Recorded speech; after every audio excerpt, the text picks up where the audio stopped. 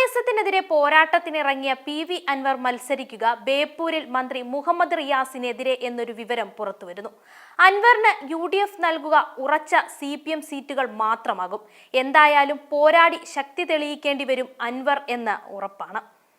സംസ്ഥാനത്ത് തൃണമൂൽ കോൺഗ്രസിന് അക്കൗണ്ട് തുറക്കാൻ നിർണായക പോരിനിറങ്ങിയ പാർട്ടി സംസ്ഥാന കോർഡിനേറ്റർ പി.വി. അൻവർ ബേപ്പൂർ, തവനൂർ മണ്ഡലങ്ങളിലാകും മത്സരിക്കുക എന്നാണ് സൂചന.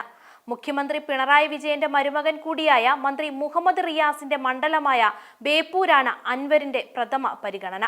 പിണറായിസത്തിനെതിരെ പോരാട്ടം നയിക്കുന്ന അൻവറിന് അംഗം കുറിക്കാൻ തക്ക എതിരാളി റിയാസ് ആണെന്നാണ് ഇപ്പോഴത്തെ കണക്കുകൂട്ടൽ.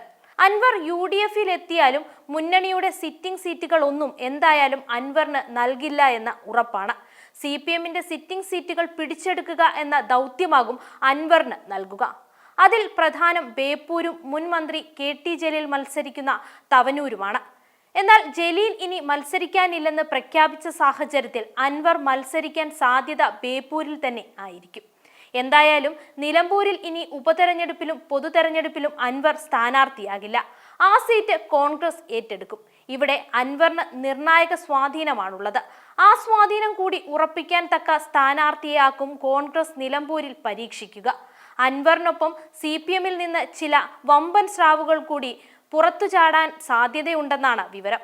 ആരൊക്കെയെന്ന് നോക്കിയാകും അൻവറിനെത്ര സീറ്റുകൾ എന്ന് UDF തീരുമാനിക്കുക. ഒടുക്കം അൻവർ തുലാസിൽ ആടാതിരുന്നാൽ ഭാഗ്യമെന്ന് മാത്രം കരുതാം.